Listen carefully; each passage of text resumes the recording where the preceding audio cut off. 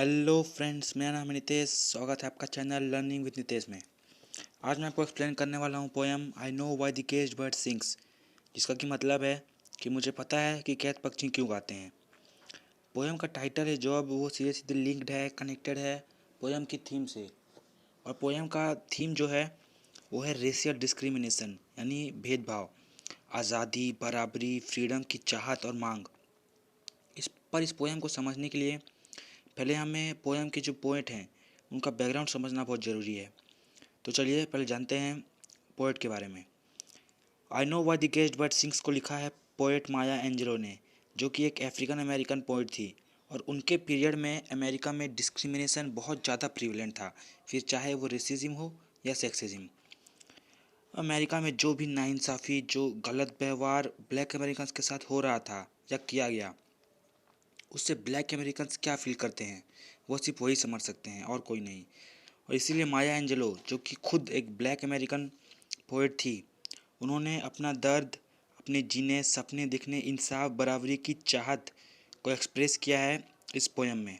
तो चलिए जानते हैं इस पोएम के बारे में। I know why the caged bird sings. इस पोएम में पोएट माया एंजेलो ने बताया और कंपेयर किया है दो बर्ड्स यानी चिड़ियाओं को, जो कि एक दूसरे से बहुत अलग और बहुत ज़्यादा कॉन्ट्रास्टिंग हैं।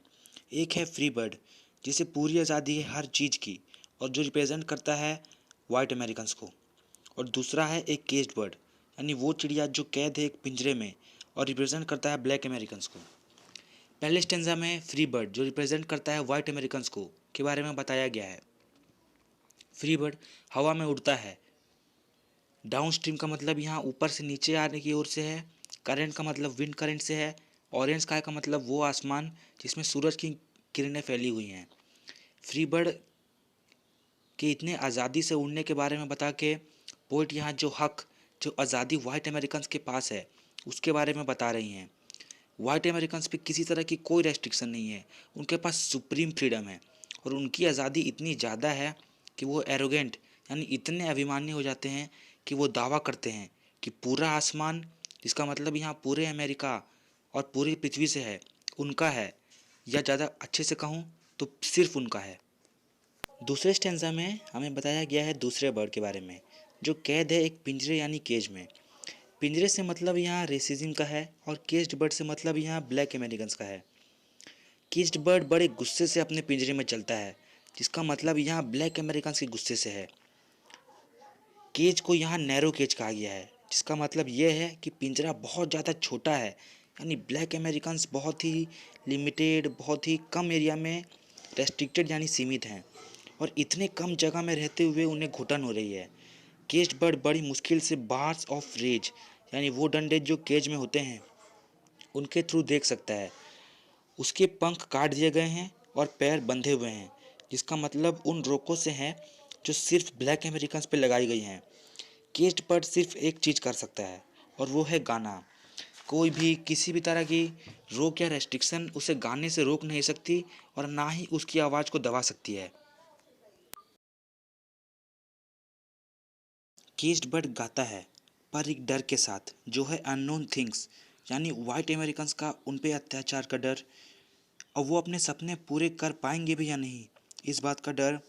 पर ये डर भी उसे अपनी जो आज़ादी की चाह है उसे एक्सप्रेस करने से रोक नहीं सकता।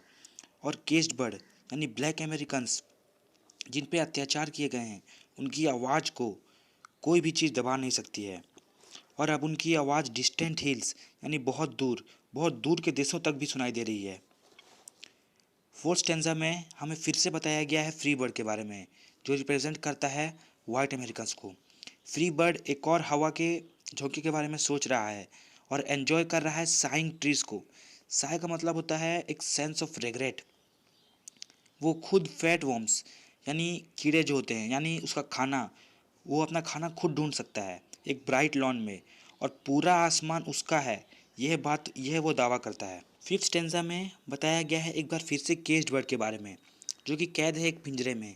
उसके सपने मर चुके हैं और वह खड़ा है अपने ही सपनों के ग्रेव में, उन सपनों के ग्रेव में जो शायद कभी भी पूरे ना हो पाएँ। पर किसी के थॉट्स, किसी की ख्वाहिशों को कभी रिस्ट्रिक्ट नहीं किया जा सकता है। केज्ड बर्ड की शैडो तक भी कभी पिंजरे के बाहर नहीं निकली है, उसने कभी फ्रीडम नहीं देखी है, ना ही फ्रीडम को फील किया है। उसकी शैडो चीखती है उस इंसान की तरह जिसने कोई बहुत बुरा सपना देखा हो। उसके पंख काट दिए गए हैं और पैर बंधे हुए हैं। उन्हें अपनी फीलिंग्स एक्सप्रेस करने तक का भी हक नहीं है। वो सिर्फ एक चीज़ कर सकते हैं और वो है गाना। स्टैंजा 6 जो है पोएम का, वो है एक रिपीटेशन स्टैंजा 3 का। और इस स्टैंजा में भी बताया गया है कि हालांकि केज्ड बर्ड्स ने कभी फ्रीडम को फील नहीं किया है, उसे फ्रीडम मिली नहीं है, पर फिर भी वो गाता है फ्रीडम के लिए। और उसकी आवाज़ जो है अब और दबाई नहीं जा सकती है, क्योंकि वो आवाज़ अब बहुत दूर के देशों तक भी सुनाई दे रही है। पोएट का गुस्सा इसलिए है क्योंकि जो अधिकार, जो राइट्स, जो आज़ादी वाइट अमेरिकन्स को मिलती है वह उन्हें नहीं मिलती, और इसीलिए वह अपने सपने भी पूरे नहीं कर पा रही हैं, क्योंकि उन पे बहुत ज़्यादा रेस्ट्रिक्शंस हैं। पर वो कहती हैं कि ब्लैक अमेरिकन्स की आवाज़ को अब और नहीं दबाया जा सकता है। आज़ादी उनका हक है, और चाहे उन पे जितनी भी रेस्ट्रिक्शंस हो, वह आज़ादी के लिए लड़ते रहेंगे, क्योंकि आज़ादी के लिए लड़ना उनका अधिकार है।